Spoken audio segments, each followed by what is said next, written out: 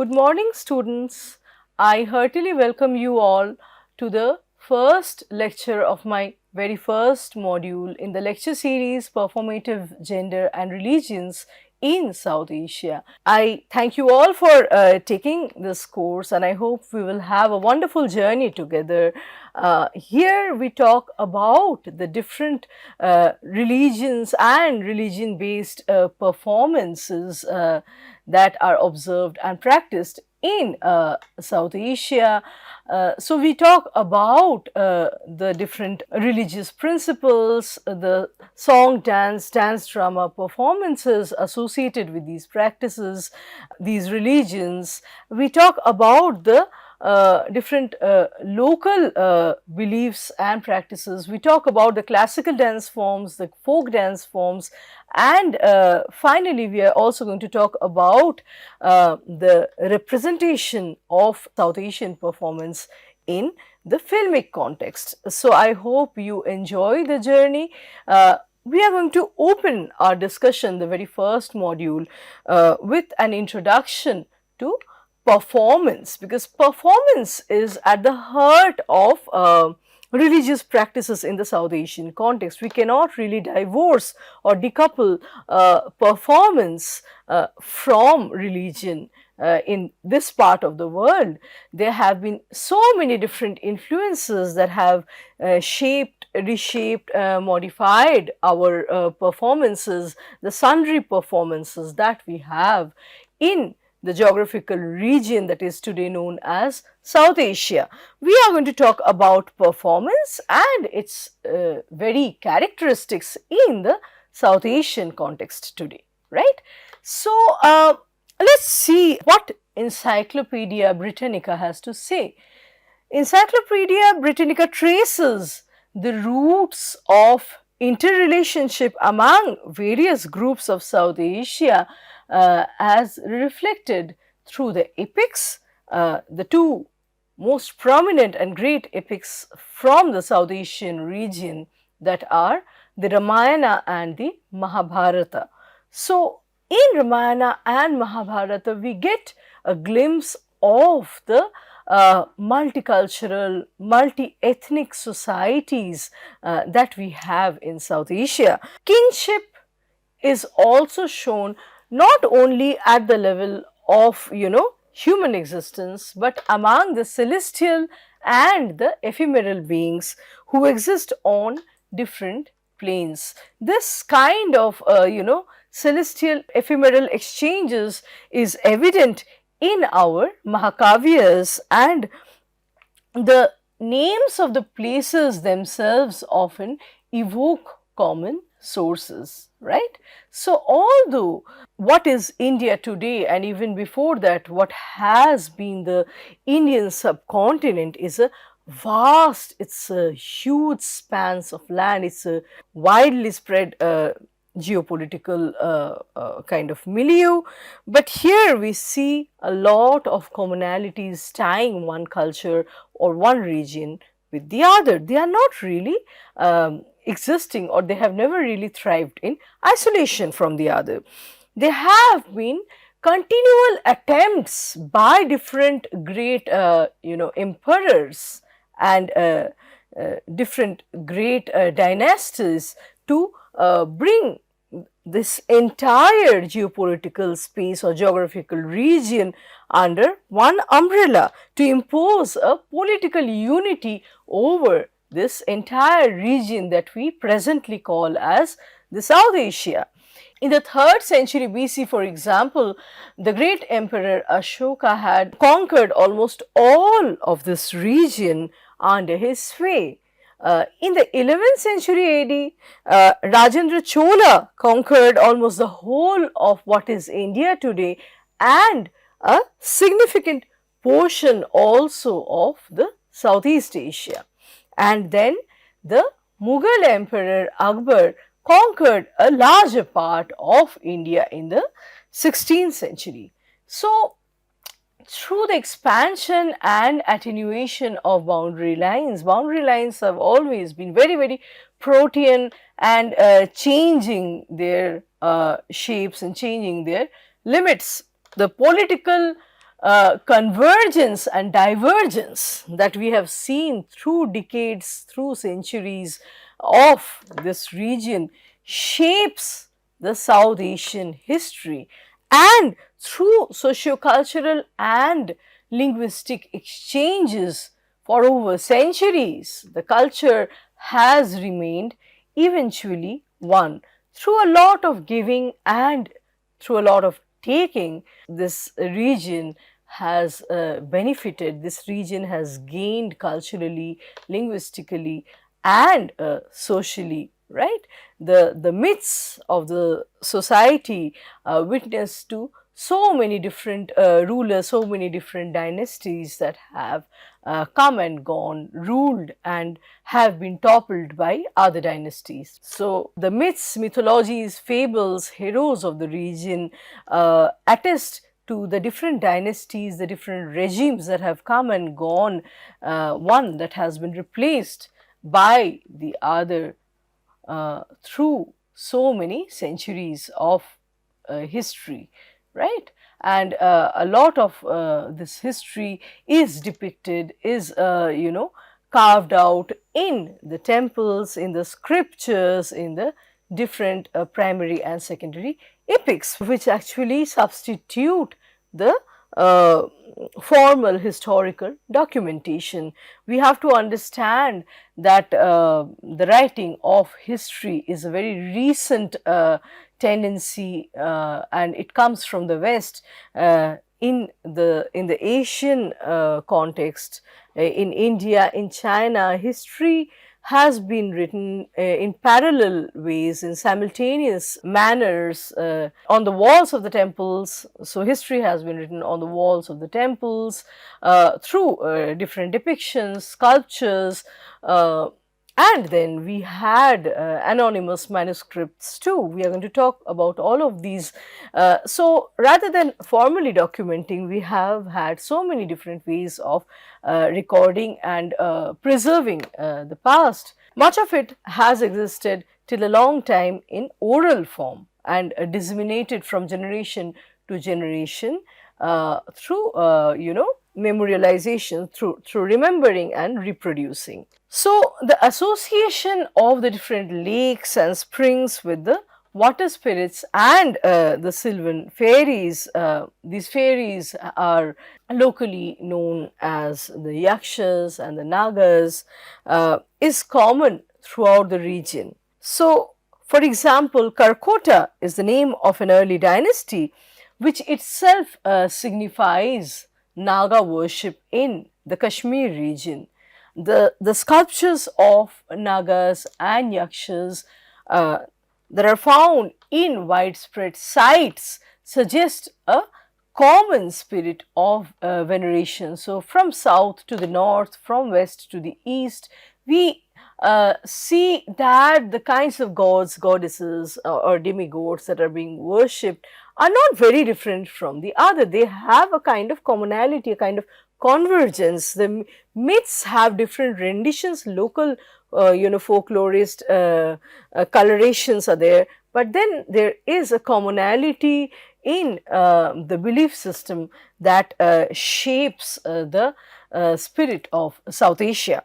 So, sculptures, paintings, temples and religious texts from the region have been preserved for centuries within and through the oral tradition, through orality, through disseminating from memory, remembering what is being said and then reproducing it again to another generation, to another audience. That's how the stories, the fables, the lores remain at the heart of the society, in the collective consciousness of the society. So, that is how the fables, the lores, the ballads, the legends are preserved in the collective consciousness of the society. The oral narratives have accumulated, local renditions are available, but they have not evanesced altogether. So, the classical dance forms that are seen in the sculptures available in the Gandhar region, that is now in Pakistan, in the Parakut region of the northern India, and then the Amravati region in south reflect a lot of commonality, right? So what is available in the Gandhar region in the northern part of India and then the southern part of India, they are spaced from one another in terms of geography, but in terms of belief system, they are tied to one another. There has been a lot of exchanges, time immemorially, there have been exchanges, adaptations, and receptions from the abutting culture.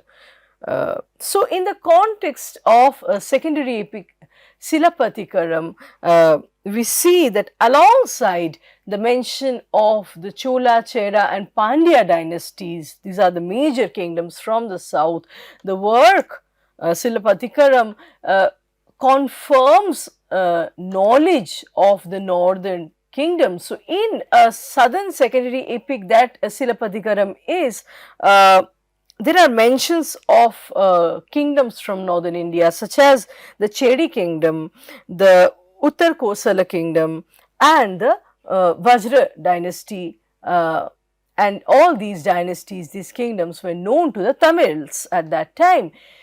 The epic Silapadikaram vividly describes the Tamil society and the people's religious and folk traditions as well as their gods. So, through these epics, we can get a glimpse of the contemporary time. Similarly, we see that the northern part of India was also very well aware of the culture in the south. The Atreya Brahman, which is a later Vedic text, shows awareness of the southern quarter, which they called as the Dakshinadis. So, they know about the Dakshinadis. Panini, who was a great grammarian from the 5th century BC, spoke of the Pandya region, which is presently Madurai in Tamil Nadu. Ashoka's edicts mention the Cholas, the Chola kingdom, which is presently the Kaveri valley, the Pandya kingdom, which is the Vaigai valley close to Madurai, the Satyaputras, which is the northern part of Tamil Nadu presently, the Kerala Putras, which is Kerala today, as well as. So, Ashoka mentions all these regions as his unconquered frontier areas. These are some of the regions from South India that Ashoka had not been able to bring within his own control. Further, we see that the Greek accounts of Megasthenes mentions Pandya as Pandian, and this mentioned by the great traveler and someone who recorded the culture of India. Megasthenes' works have been subsequently quoted by Greek and Latin authors. So, the Greek accounts of Megasthenes, a great traveler that came to India, mentions the Pandyas, the Pandya kingdom and the Pandya dynasty as Pandian, and Megasthenes has been subsequently quoted by the Greek and Latin authors. The royal courts and temples of India were the main centers of performing arts. In ancient times, Sanskrit dramas were staged at seasonal festivals and also in order to commemorate and celebrate special events. Now, we see that theatre and dance, all the entirety of South Asia, have been primarily and fundamentally influenced by and trace their roots in India. So, they have the Indic context as their backbone. They have mainly been inspired by the culture of India. The principles of aesthetics, which are the reference point for artists even in the contemporary times, draw greatly on Bharat Muni's Natya Shastra, a very important work and one of the, if not the oldest work on, Indian aesthetics and dramaturgy. It's 2000 years old work on Sanskrit dramaturgy. Its conventions are even performed by the folk artists. So in India, what is, or in the South Asian context, what is really beautiful is how we cannot very strictly bifurcate the folk from the classical. Right, they have had very many exchanges, and they have drawn on one another since eons. So, for example, even the Kandyan dancers from Sri Lanka preserve some of the wheels and spins that are described in the ancient Indian texts. So we find some of these artifacts being, preserved in Sri Lanka. Further, we see that despite the cultural changes that have taken place for over the years, theatre and dance still have the presence of their ancient core. The ancient principles, for example, that have been depicted and prescribed in Natya Shastra have not entirely gone away. They are still considered as the rule book. This Natya Shastra is still considered as the rule book as far as theatre and dance are concerned. In the early years, in the ancient times, kings from the southern part of India would have a general practice of sending the priests, the artists, and court dancers overseas.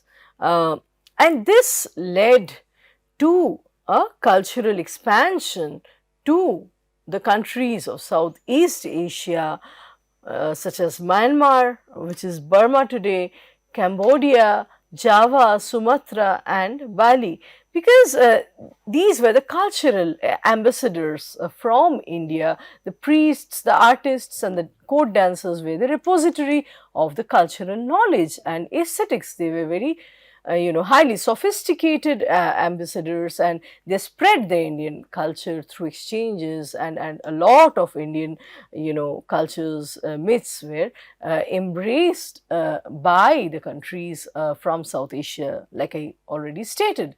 So even when these Southeast Asian countries embraced Buddhism or Islam afterwards, they continued performing dance dramas with the Hindu gods and goddesses at the heart of their performances. And to these gods and goddesses, they have added their own local myths, their own local costumes and masks.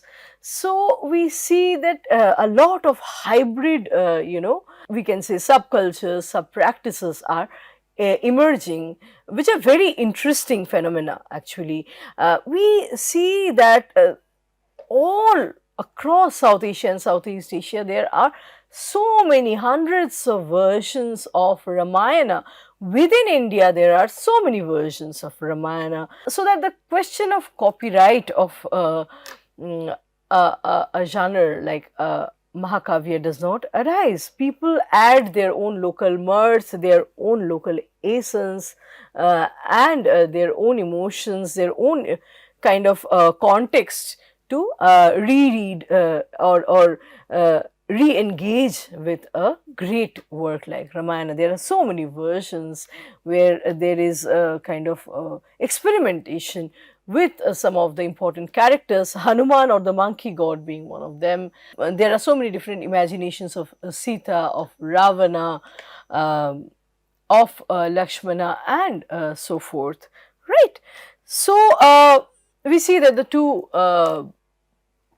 ancient Indian epics, the Ramayana and the Mahabharata, are storehouses of dramatic personae of traditional dramas, right? They embody the essence of traditional drama. They are dramatic personae.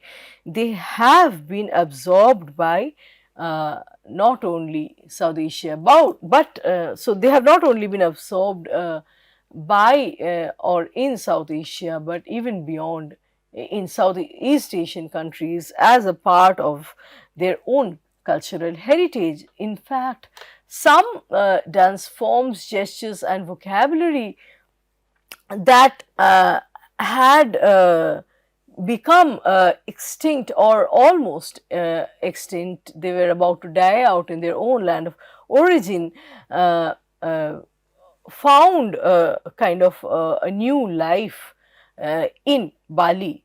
A lot of these, gestures, forms, and vocabulary have been very well preserved in Bali. The art of South Asia usually expressed a set of moral and ethical attitudes. So, what influences the stage or performance, or what informs them, is dharma. Dharma is something that we need to discuss, in a more extended manner. For now, we need to just understand that there has to be a set of moral and ethical attitudes that guide even stage performance and these dramatic personae. So, the glorification of the image of the king and the king's desire to serve the public has been expressed through art since centuries. In Natya Shastra, Bharat Muni gives us some specific moral and ethical codes of conduct that are associated with the king, the chaplain, the minister, the prince, and so on. That's how a society functions in an orderly fashion.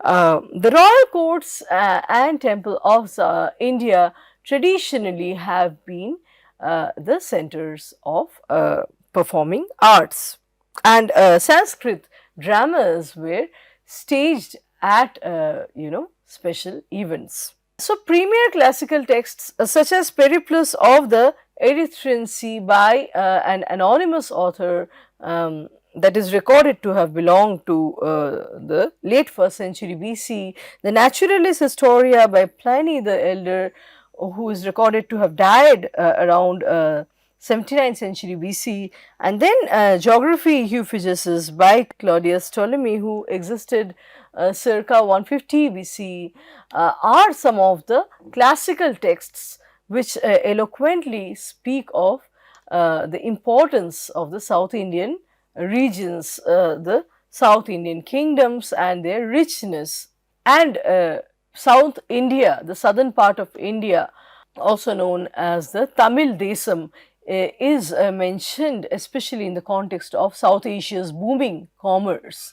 So, they would be mentioned in the context of sustained maritime trade with the Roman Empire and the Eastern Mediterranean. This maritime profile of the Tamilakam, the Tamil Desam, is reflected through the imaging and imaginations of the poets and bards from the Sangam period. Sangam period has been extremely, fertile and rich in terms of its booming culture, its very prosperous and promising culture of literature and poetry traditions, which depict the southern Indian kingdoms very vividly and in very intricate manner, right? So, dance is a form of expression that informs the local, the micro as well as the macro cultures in South Asia. Dance is a form of expression for the farmers, the hunters, before their harvest, or even the fishermen before their good catch. A lot of folklorist local beliefs are associated with different dance forms. There are community dances for seasonal festivals, especially among the tribal populations. There are religious fairs, there are performances associated with marriage, birth, and even death. The warriors in different Indian cultures, in different South Asian cultures, used to dance in order to seek the blessing of gods and goddesses before their venture, and as a way of expressing themselves, their gratitude to different deities. They would dedicate their performance to these supernatural beings. So, religious festivals are still the most important occasions for dance and theatrical activities. We have in mind the Ram Leela, the Krishna Leela, and the Ras Leela, which are the major festivals from uh, northern India,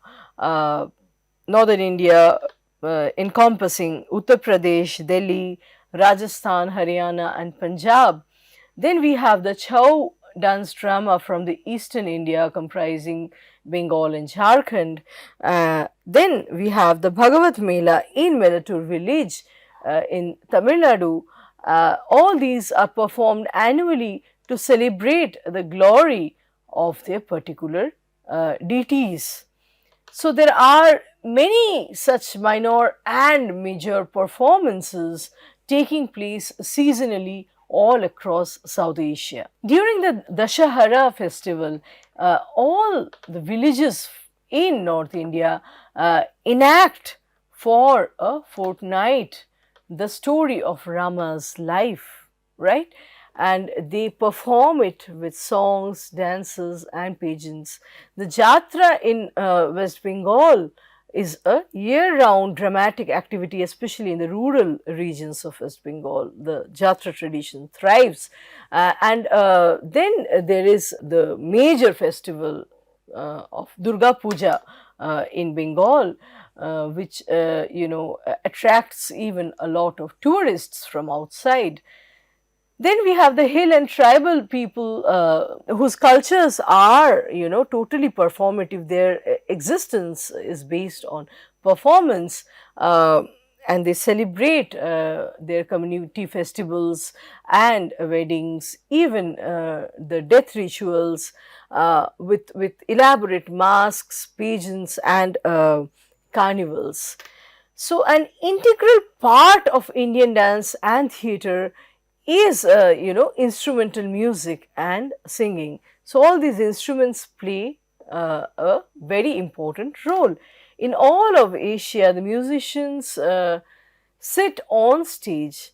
So there is a live play of music on stage to which the dancers and the performers respond, and there is a kind of dialogue, a live, a spontaneous dialogue going on, where the stage sometimes also flows into the audience. The stage and the audience cannot be, very strictly speaking, separated, right?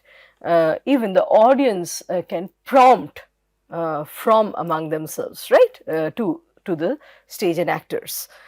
K. Ayappa Panikar divides Indian narratology under 10 headings, or 10 main or major characteristics: interiorization, serialization, fantasization, cyclicalization, allegorization, anonymization, elasticization of time, spatialization, stylization, and improvisation. Let's take them up one by one. So, by interiorization, what do we mean? It's a process by which a distinction or a contrast is effected between the surface features of a text and its internal essence, right? In some texts, the inner and outer structures may be parallel or contrastive. The outer frame may even be used to seduce the reader away from the inner core, right?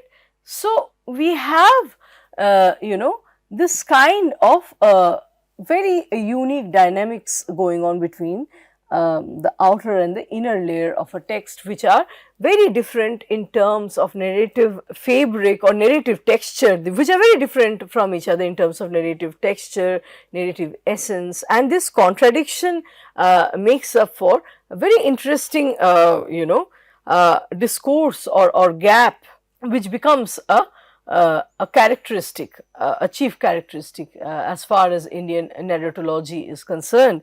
A text may be, for example, a hard nut to crack like a coconut, but within it may be very soft and sweet. This is compared with a coconut, the coconut model, locally known as Narikera Pakam or the coconut model. So, a text is said to be also like grapes, the grape model. It's another model, right? It is inside out sweet. The outer layer is not really contrasted with the inner layer, and the narratology is sweet inside out. It is sweet through and through. That is a grape model.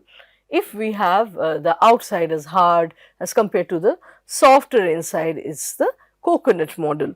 So, one of the most significant examples of the grape model is the style of interiorization that we see in Valmiki's Ramayana. The poet Valmiki has seen to it that no one reads his work as a single layered text. So, within the story of Ramayana is interiorized a symbolic, mythical account of the daily routine of the sun causing the day and night cycle, and the day being represented by Rama of the solar dynasty, and Ravana being his opposite is representing the forces of darkness. So, within the story of Ramayana, we see this kind of interiorization, a symbolic mythical account of the daily routine of the sun rising and setting. On the one hand, we have Rama as representing the solar dynasty, and Ravana, who is his diametrical opposite, representing the forces of darkness.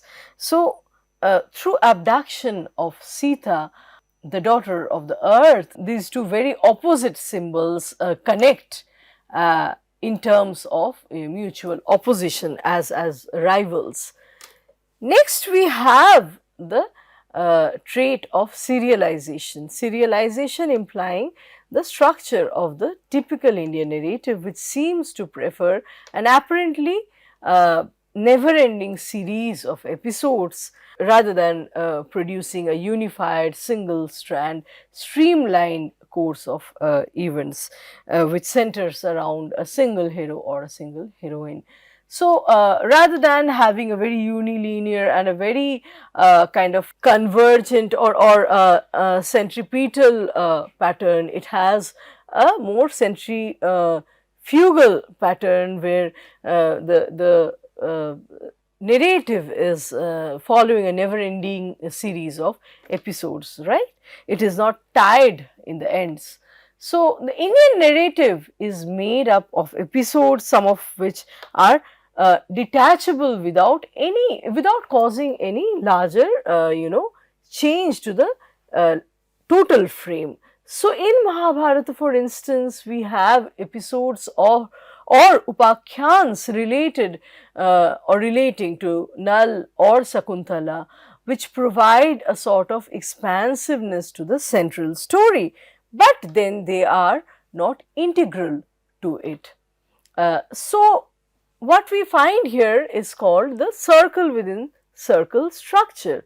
The different cantos in Ramayana, for example, they are complete in themselves, and if we remove one upakhyan or one sub-narrative or subplot, the larger plot will not undergo any kind of detriment. It won't be detrimented or affected. So, these subplots are complete in themselves and they carry the essence of the larger epic. In a nutshell, they have all the rasas and bhavas, largely most of the rasas and bhavas that depict and or that inform the larger epic, right. So, they are a small similar circle within the larger circle. So, the episodic looseness of the Indian narrative allows for variations in terms of tone and style in the middle of the work. Even the gaps function as a part of the system, and whenever necessary we see a song or a dance or even a variety show being inserted as a way of filling up the gaps. So, in the Dravidian context, we see Silapatikaram has many such episodes which are like effusions that are inspired on the spur of the moment, and they seem to they have a very harmonizing impact over the entire structure of this secondary epic. With this, I am going to stop my lecture here today, and let's meet again with another round of discussions in another lecture. Thank you.